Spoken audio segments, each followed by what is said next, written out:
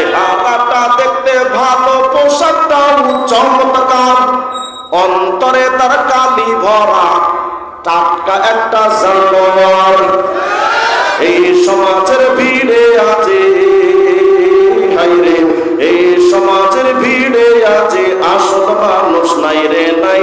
মানুষ দেখতে চল হয়ে এবার জাদু ঘরে যাই সবাই।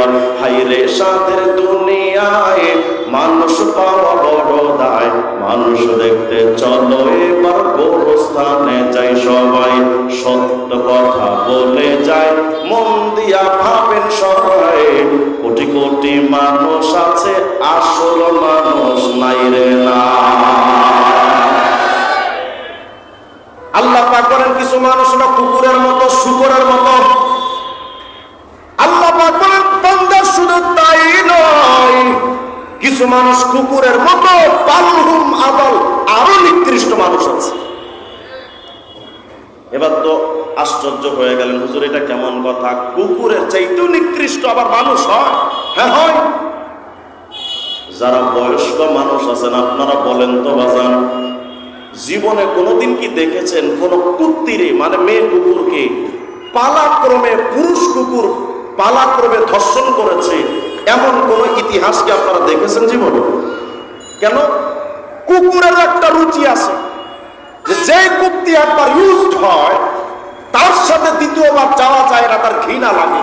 কিন্তু আমরা দেখেছি আমাদের বাংলাদেশে নৌকায় ভোট না দেওয়ার অপরাধে নোয়াখালীর সুবর্ণচরে 4 সন্তানের জননীকে পালাক্রমে ছাত্রলীগের যে ছেলেরা ধর্ষণ করেছিল, কুত্তাকে হার মানিয়েছে তারা। আল্লাহ পাক বলেন কিছু মানুষ আছে কুকুরের চাইতে জঘন্য। আচ্ছা বলেন তো আপনাদের এলাকায় কুকুর যে বছরে বাচ্চা জন্ম দেয় একসাথে তো দেখবেন 4টা 5টা খালি 1 ডজন দিয়ে দেয়। বলেন তো এই কুকুর জীবনে কোনোদিন কোন বাবার মাজারে গিয়া সন্তান চায়? আসলে কোনটা? কিন্তু মানুষ হইয়া মানব রে, তুমি চাইতা, তুমি ছিলা ফিরিস্তারা চাইতেও দামি। কুকুর তো নিকৃষ্ট প্রাণী, অবলা তো তেমন কিছু বোঝেও না। এই কুকুর অবুঝ হইয়া বাবার দরবারে মাজারে সন্তান চায় না। তুমি আশরাফুল মাখলুকাত হইয়া পীরের কাছে যখন সন্তান চাও, আমাদের বুঝতে বাকি নাই তোমার চাইতে কুত্তা 1000 গুণ ভালো। এটা তো দুনিয়ার কয়েকটা উদাহরণ দিলাম যে কিছু মানুষের হালত কুকুরের মতো, শূকরের মতো। এবার শোনেন আখিরাতে কি হবে। নাস্তিকরা যে কয় যে আল্লাহ এটা ভদ্রতার পরিচয় দিলেন যে কিছু মানুষকে আল্লাহ কুকুরের সাথে তুলনা দিলেন। আরে মিয়া, এটা তো শুধু আল্লাহ বলেছেন মাত্র। কিয়ামতের ময়দানে প্রত্যেকটা বেঈমান সত্যিকার অর্থে কুকুর হতে চাইবে, শূকর হতে চাইবে, পশু পাখি হতে চাইবে। প্রমাণ তাফসীরে কুরতুবীটা খোলেন, উমদাতুল কারীটা খোলেন। কিয়ামতের ময়দানে হযরত মুকাতিল বলেন ইয়াসমাউল্লাহুল ওহুশ ওয়াল হাওয়াম ওয়াত দাওয়াব ওয়াত তায়র। কিয়ামতের ময়দান তো সমস্ত পশু পাখিকে কিয়ামতে হাজির করা হবে। একটু মনোযোগ দিয়ে শুনবেন মুমিন। আমি বলি না যে আপনি সারা রাত তাহাজ্জুদ পড়েন, এটা আমার দরকার নাই বলার। সারাদিন কোরআন শরীফ পড়েন, এটা আমি আপনার কাছে চাপায় দেব না। কিন্তু শুধু একটা জায়গা আপনার কাছে অনুরোধ রেখে যাব, খবরদার কোনোভাবেই যেন ভেতর থেকে আপনার আমার ঈমানটা নষ্ট না হয়ে যায়। কোনো ক্রমেই যেন হিজবুত তাওহীদ এসে ঈমানটা কেড়ে না নেয়। কাদিয়ানীরা এসে যদি যেন ঈমানটা কেড়ে না নেয়, শিয়ারা এসে যেন ঈমানটা কেড়ে না নেয়। ক্ষমতার মসনদে যাবার লোভে পূজায় গিয়া যেন ঈমানটা বরবাদ না করা হয়। আমাদের সমাজে এখন ক্ষমতার জন্য, শুধুমাত্র ক্ষমতার জন্য মন্দিরে মন্দিরে যায় কিছু ইসলামিক নামধারী গিয়া ঘোষণা দেয় যে মুহাম্মদ আর কৃষ্ণ সত্যের মূর্ত প্রতীক ছিল। নাউজুবিল্লাহ, আসতে বলেন আপনি। মুহাম্মদ যেমন সত্যের মূর্ত প্রতীক, সত্য প্রতিষ্ঠায় কৃষ্ণ বিষ্ণু তারাও সত্য প্রতিষ্ঠার মূর্ত প্রতীক। তা আমি বললাম, কালকে আমাকে তার এলাকা থেকে একজন ফোন দিয়েছে, আমাকে বলে হুজুর উনি তো এটা বলে নাই, কি বলেছে? উনি বলেছে হিন্দুদের কাছে তিনি সত্যের মূর্ত প্রতীক, মুসলমানদের কাছে তিনি সত্যের মূর্ত প্রতীক মুহাম্মদ। আমি বললাম কৃষ্ণ আর বিষ্ণু যদি সত্যের মূর্ত প্রতীক হয় তো তাহলে বোঝা গেল কৃষ্ণর এবং বিষ্ণুর ধর্ম মতবাদ ওটাও সত্য, তাহলে হিন্দুদের মুসলমান হওয়ার তো দরকার নেই। কত এরা করে এগুলোকে জায়েজ করার জন্য ব্যাখ্যাও দিচ্ছে। শুনে রাখবেন, রাসূলুল্লাহকে একবার বেঈমানরা এসে বলেছিল, মুহাম্মদ আপনি যদি আমাদের মূর্তির কাছে একটু যান এবং একটু যদি মাথা ঝুঁকান তাহলে আমরা দলে দলে আপনার কালেমা পড়ে মুসলমান হব। হুজুর সাল্লাল্লাহু আলাইহি ওয়াসাল্লাম কিছুটা সম্মতি হয়েছিলেন যে না, যদি আমি সেখানে যাই আমি তো সেজদা দিব আল্লাহকে, কিন্তু ওরা দেখবে যে মূর্তির সামনে সেজদা দিচ্ছি, কিন্তু আমার মনে মনে থাকবে তো আমি আল্লাহকে সেজদা দিচ্ছি। তো এটা যদি হয় অসুবিধা কি, যদি এত লোকগুলো লোক মুসলমান হয়ে যায়? আল্লাহ পাক বলেন, খবরদার নবী লা তারকান, মাথা ঝুঁকায়েন না। যদি মূর্তির সামনে আপনি মাথা ঝুঁকান, ও নবী আমি আপনাকে ডাবল শাস্তি প্রদান করব। আজকে নিজেরা বিরাট বড় ইসলামের প্রতিনিধি হয়ে মন্দিরে মন্দিরে যে হিন্দুত্ববাদী হিন্দুদের এতটা গুণগান গাওয়া ঈমান হারানোর লক্ষণ। ঈমান থাকে না। এরা আবার এসে বলবে যে আমরা ইসলামের বিরাট বড় দলের লোক। ইসলামটা ইসলামের আদলে চালাতে হবে। ক্ষমতায় দেওয়া নেওয়ার মালিক কে? বলে না কে? যিনি ক্ষমতায় দেওয়া নেওয়ার মালিক, আমি ভোট বেশি পাবো কি না পাবো এটা তো আল্লাহর ব্যাপার। আপনার মতো ঈমান থেকে এক বিন্দু পরিমাণ সরে যাওয়ার সুযোগ নাই। ভালো করে মুসলমান মনে রাখবেন, পূজা যখন আসে মুসলমানরা পূজায় যায়, কথা হয় না? পূজা যখন আসে মুসলমানরা পূজায় সেজে গুজে পূজা উদযাপন করে। পূজা যখন আসে মুসলমান ব্যবসায়ীরা তাদেরকে অনুদান দেয়। আল্লাহ পাক বলেন, ওয়া তাআওয়ানু আলাল বিররি ওয়াত তাকওয়া ওয়া লা তাআওয়ানু আলাল ইসমি ওয়াল উদওয়ান। খবরদার কোন অন্যায়ের কাজে, কোন গুনাহের কাজে সহযোগিতা যেন না হয়। কোন মুসলমানের টাকা খবরদার কোনদিন মূর্তি পূজার অনুষ্ঠানে, দুর্গা পূজার অনুষ্ঠান বাস্তবায়নের জন্য কোন অন্যায় কাজে মুসলমানের এক 4 পয়সা ব্যয় হতে পারে না। মুসলমান সাহায্য করবে শুধুমাত্র সৎ পথে। অন্যায় পথে 1 4 আনা দেওয়ার সুযোগ নাই। হুজুর আমরা তো পাশাপাশি দোকানদারি করি, একটা ভদ্রতা আছে না? আর যদি ও ভদ্রতা জানতো মূর্তির সামনে মাথা নত করতো না। তো ও যেহেতু ভদ্রতা বোঝে না, তোমার তো ভদ্রতা দেখানোর দরকারটা কি? সামাজিকতা বাদ দিয়ে সামাজিকতার জন্য ইসলাম ত্যাগ করার কোনো সুযোগ নাই। এক সাহাবী গেছেন, এক রাষ্ট্রদূত হয়ে এক এলাকায় গেছেন। এক সাহাবী খানা খাচ্ছেন, তো খানা খাওয়ার সময় সামান্য একটু খাবার দস্তরখানের উপরে পড়ে গেছে। তো ইসলামের নীতি তো হলো যে খানা যদি পড়ে যায় খানা উঠায় খাও। ওই সাহাবী খানাটা উঠায় খাচ্ছেন, পাশের থেকে একজন কয়, আরে আরে হুজুর আপনি কি করেন? ওই কি করি মানে দেখো না, আমার রাসূলের সুন্নাত, পড়ে গেছে খানা উঠিয়ে খাওয়া, এটা তো সুন্নাত। ওই লোকটা বলতেছে, হুজুর জানেন এই রাষ্ট্রে খানা পড়ে গেলে উঠায় খাওয়া এটা অভদ্রতা, এটা অসামাজিকতা, আপনি এটা করতে পারেন না, এটা করলে ইজ্জত থাকে না। ওই সাহাবী বলেছেন, এই আতরকু সুন্নাত হাবিবি লিহাদিল হুমাকা, এই নির্বোধ গাধাদের জন্য আমি আমার নবীর সুন্নাত ছেড়ে দিব?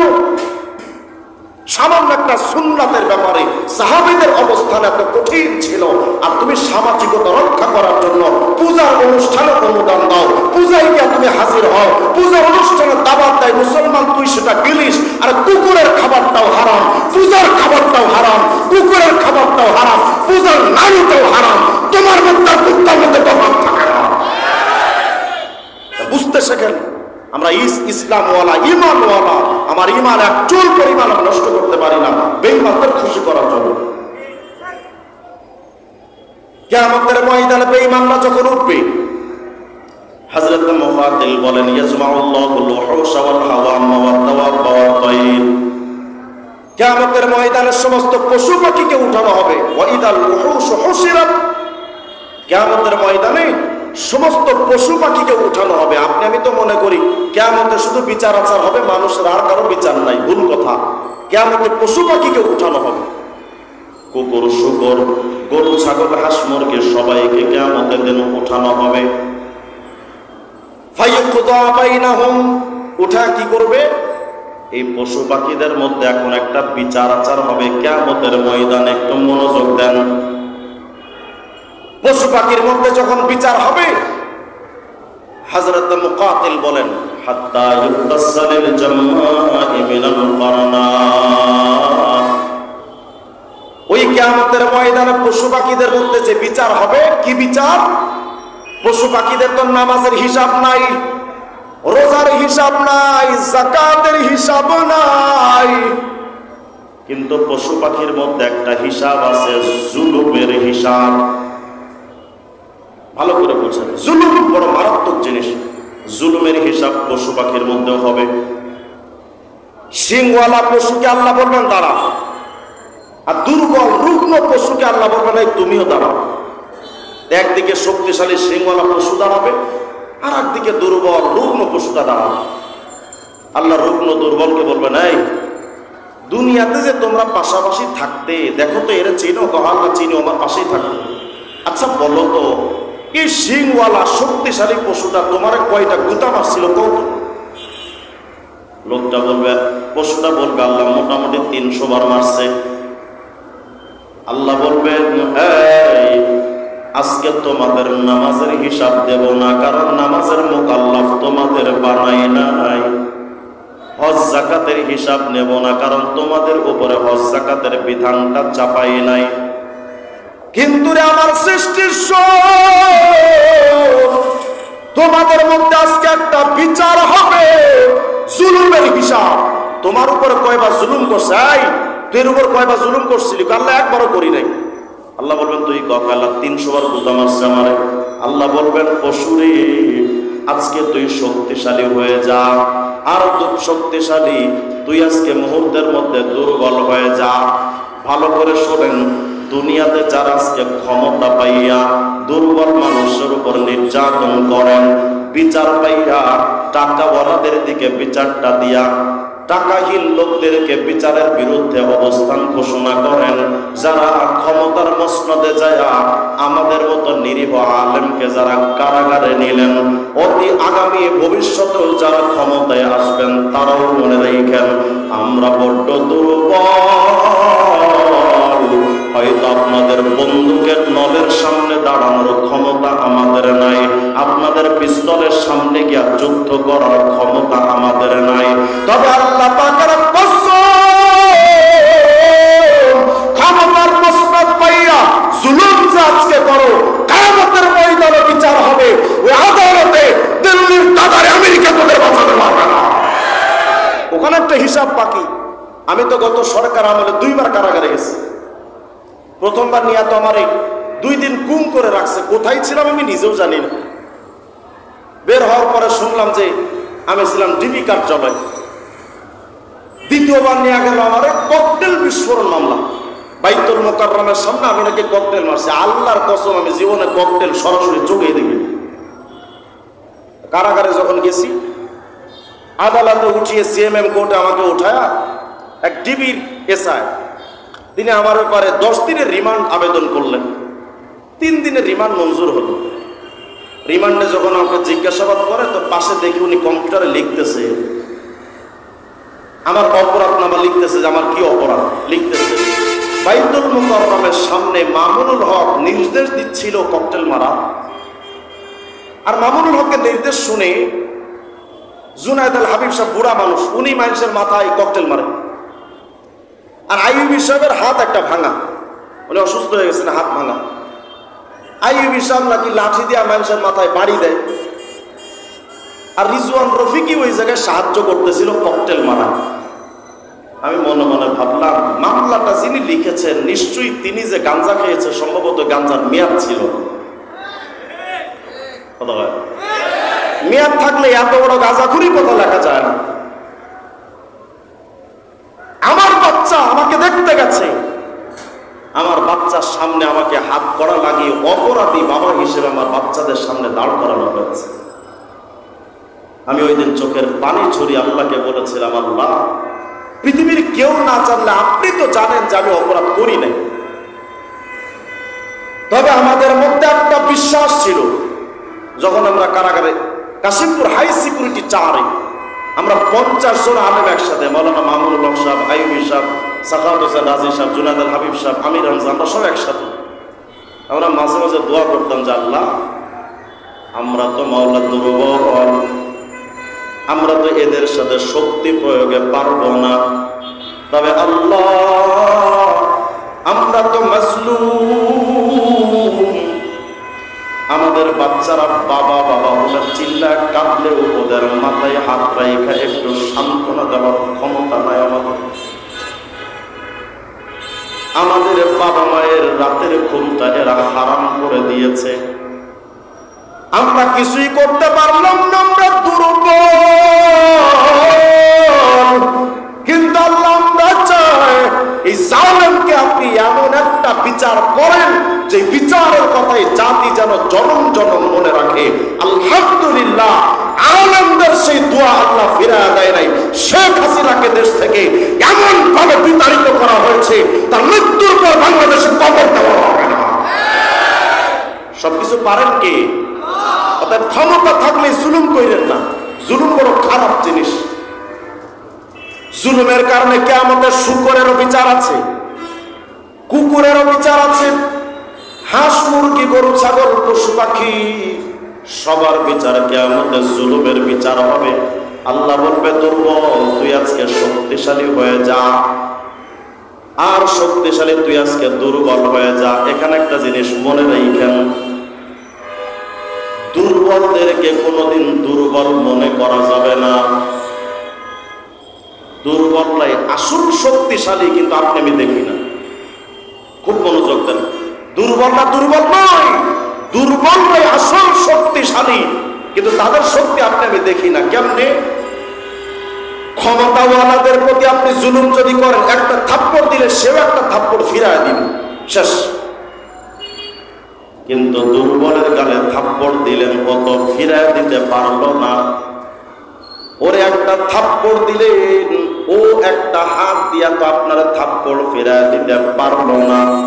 কিন্তু ওর দুর্বলের মাজলুমের হাতটা তো আল্লাহর কাছে উঠানোর ক্ষমতা রাখে।